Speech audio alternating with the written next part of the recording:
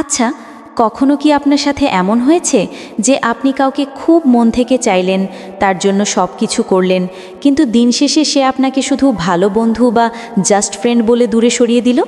অথবা এমন কাউকে দেখেছেন যার হয়তো আহামরি কোনো রূপ নেই, পকেটে খুব বেশি টাকাও নেই, তবুও মেয়েরা তার পেছনে পাগল, আর আপনি এত চেষ্টা করেও কারো মনের মানুষের তালিকায় ঢুকতেই পারছেন না?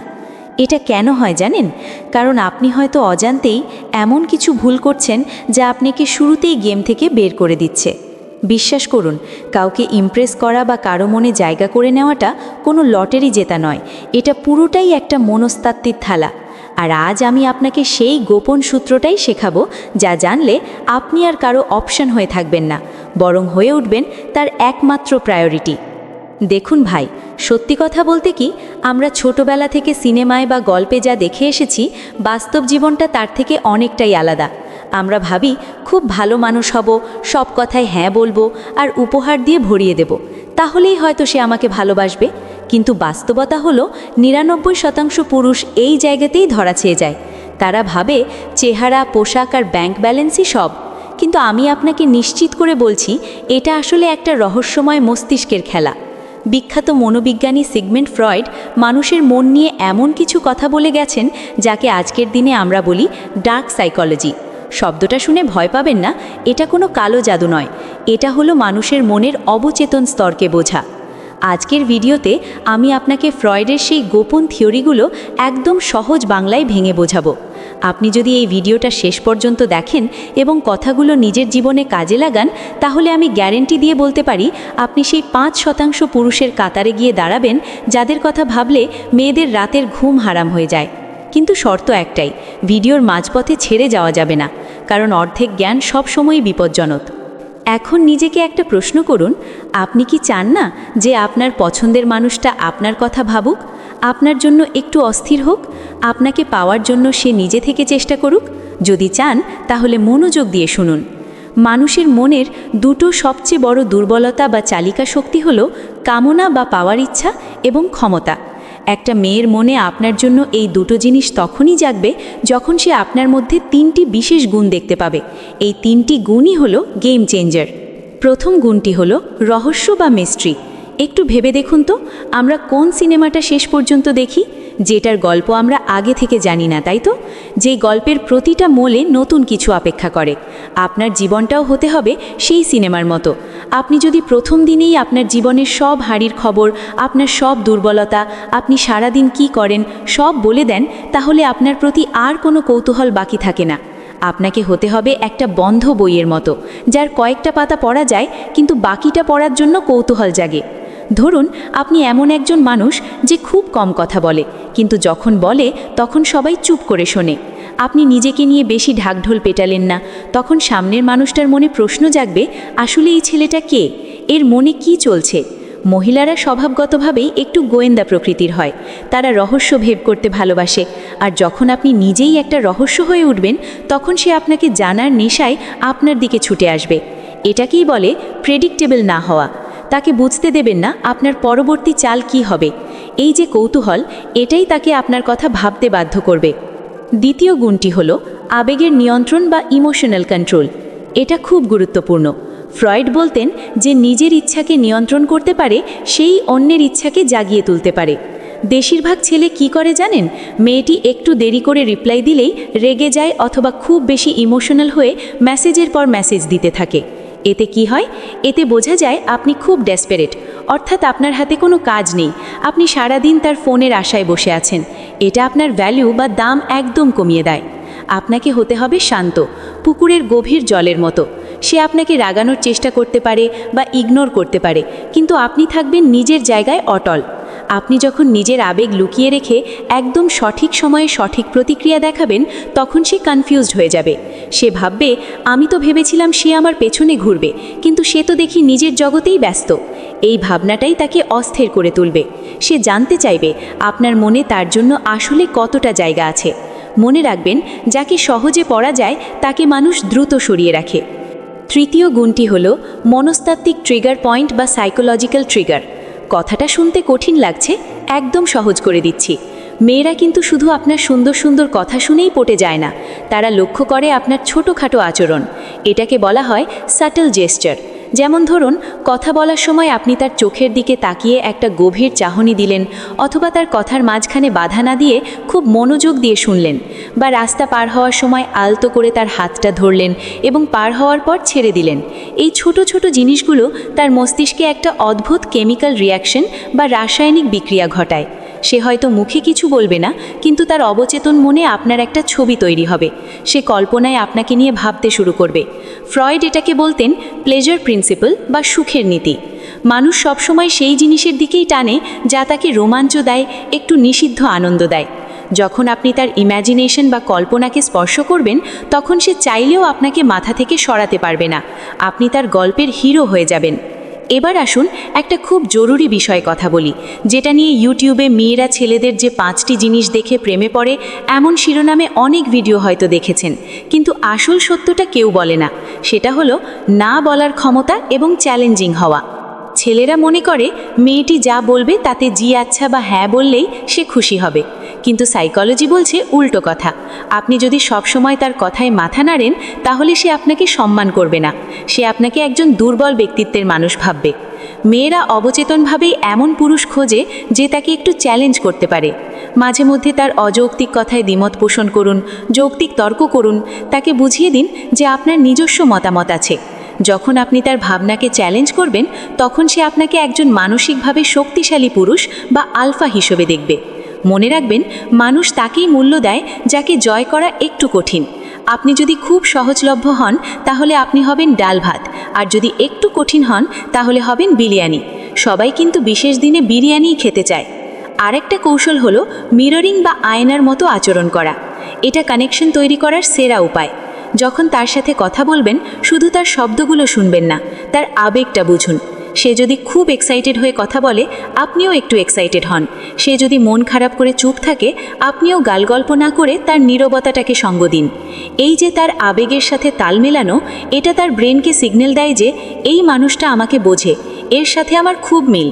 বিশ্বাস করুন, একজন মহিলার কাছে সুন্দর চেহারার চেয়ে এই মানসিক কানেকশনটা অনেক বেশি নেশার মতো কাজ করে। কিন্তু সাবধান, নিজের ভ্যালু বা আত্মসম্মান কখনো কমিয়ে ফেলবেন না।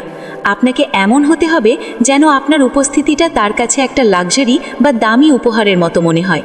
অর্থাৎ আপনাকে সব সময় পাওয়া যায় না, কিন্তু যখন পাওয়া যায় তখন সময়টা দারুণ কাটে। ফ্রয়েড এটাকে বলতেন স্কেরসিটি প্রিন্সিপাল বা অভাবের সূত্র। যে জিনিসের অভাব আছে, মানুষ তার কদর বেশি করে। আপনি যদি তার প্রতিটি মেসেজের রিপ্লাই 1 সেকেন্ডের মধ্যে দেন, সারাদিন কলের জন্য বসে থাকেন, তাহলে আপনার রহস্য শেষ। মাঝে মধ্যে নিজেকে একটু আড়ালে রাখুন, ব্যস্ত থাকুন, তাকে আপনাকে মিস করার সুযোগ দিন। এই যে একটু দূরে সরে যাওয়া আবার কাছে আসা, এটাকে বলে পুশ পুল মেথড। ধরুন আপনি তার সাথে খুব ভালো সময় কাটাচ্ছেন, হঠাৎ করে কাজের অজুহাতে একটু সরে গেলেন বা কয়েক ঘন্টা রিপ্লাই দিলেন না। এই সময়টাতে তার মাথায় শুধু আপনিই ঘুরবেন। সে ভাববে সে কোথায় গেল, কার সাথে আছে। এই অনিশ্চয়তা তার আকর্ষণ বাড়িয়ে দেবে বহুগুণ। কিন্তু খেয়াল রাখবেন, এটা যেন অবহেলা মনে না হয়। এটা হলো একটা ব্যালেন্সের খেলা, কাছে টানা এবং একটু দূরে ঠেলে দেওয়া। এই দোলাচলেই প্রেম গভীর হয়। এবার আসি বডি ল্যাঙ্গুয়েজ বা শরীরের ভাষায়। আপনি হয়তো জানেন না, কিন্তু আপনার মুখ বন্ধ থাকলেও আপনার শরীর কথা বলে। ফ্রয়েড বলতেন বডি ল্যাঙ্গুয়েজ হলো নীরব হাতিয়ার। যখন আপনি কোনো মেয়ের সাথে কথা বলবেন, তখন আপনার দাঁড়ানোর ভঙ্গিটা খেয়াল করবেন। কুঁজো হয়ে দাঁড়াবেন না, সোজা হয়ে কাঁধটা একটু ছড়িয়ে বুক টান করে দাঁড়ান। এটা আত্মবিশ্বাসের লক্ষণ। আর চোখের দিকে তাকানোটা প্র্যাকটিস করুন। চোরের মতো এদিক ওদিক তাকাবেন না, তার চোখের দিকে শান্তভাবে তাকিয়ে কথা বলুন। কথা বলার সময় তাড়াহুড়ো করবেন না। যারা নার্ভাস থাকে তারা দ্রুত কথা বলে, কিন্তু একজন লিডার বা নেতা ধীরে সুস্থে গুছিয়ে কথা বলে। আপনার গলার স্বরে একটা ভারিক্কি ভাব আনুন। কথা বলার সময় হালকা সামনের দিকে ঝুঁকুন, যেন আপনি খুব আগ্রহী। আবার একটু পর পেছনে হেলান দিয়ে বসুন।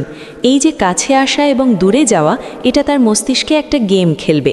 আরেকটা খুব শক্তিশালী টেকনিক হলো স্পর্শের জাদু বা টাচ। তবে এটা খুব সাবধানে করতে হবে।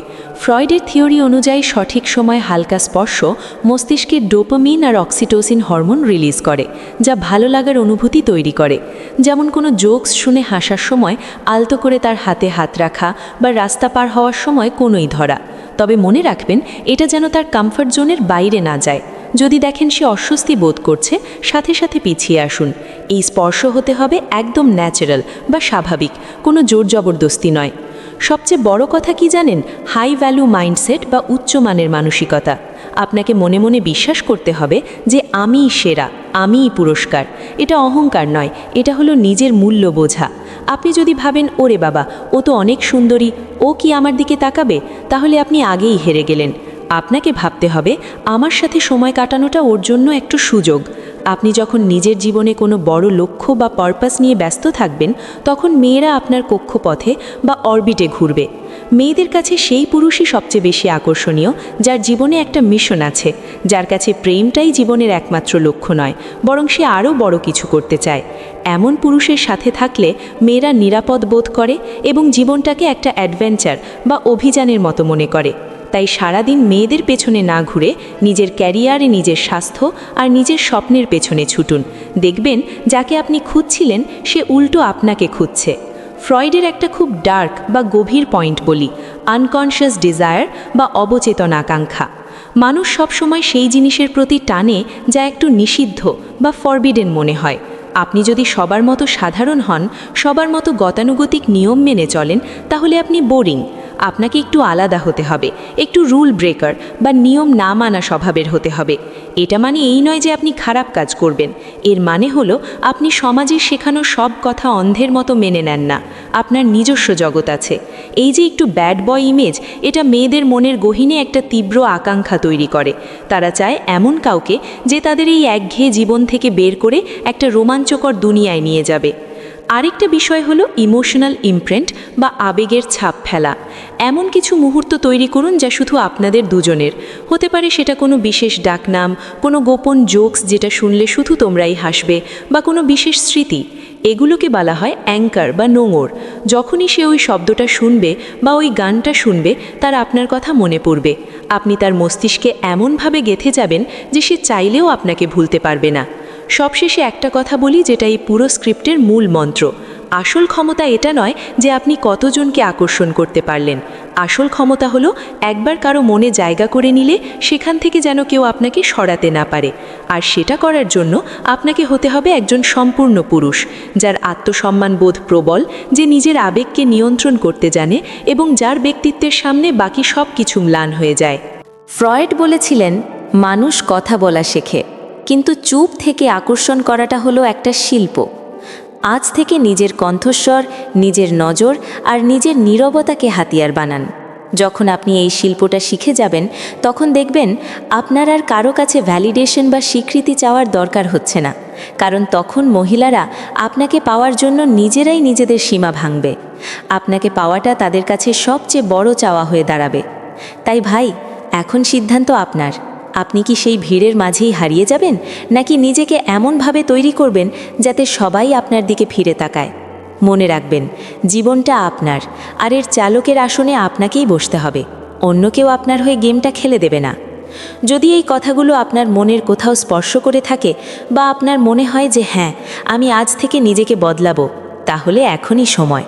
আর হ্যাঁ, আপনি যদি এই সাইকোলজি বা রিলেশনশিপ নিয়ে আরও জানতে চান এবং ইউটিউবে psychological tips to attract women লিখে সার্চ দিয়ে যে ভিডিওগুলো পান, তার চেয়েও গভীর কিছু শিখতে চান, তবে আমাদের সাথে থাকুন। কারণ আমরা এখানে শুধু ওপরের কথা বলি না, আমরা গভীরে গিয়ে সমস্যার সমাধান করি। ভিডিওটা যদি ভালো লেগে থাকে, তাহলে একটা লাইক অবশ্যই দেবেন, আর কমেন্টে জানান এই কৌশলগুলোর মধ্যে কোনটা আপনি আজ থেকেই প্রয়োগ করতে যাচ্ছেন। আমি আপনাদের উত্তরের অপেক্ষায় থাকব। আর হ্যাঁ, আমার এই চ্যানেল সাবস্ক্রাইব করতে একদম ভুলবেন না, কারণ পরের ভিডিওতে আমরা মনের আরও গভীর স্তরে প্রবেশ করব, যা হয়তো আপনার জীবনটাই বদলে দেবে। ভালো থাকবেন আর নিজের যত্ন নেবেন। ধন্যবাদ।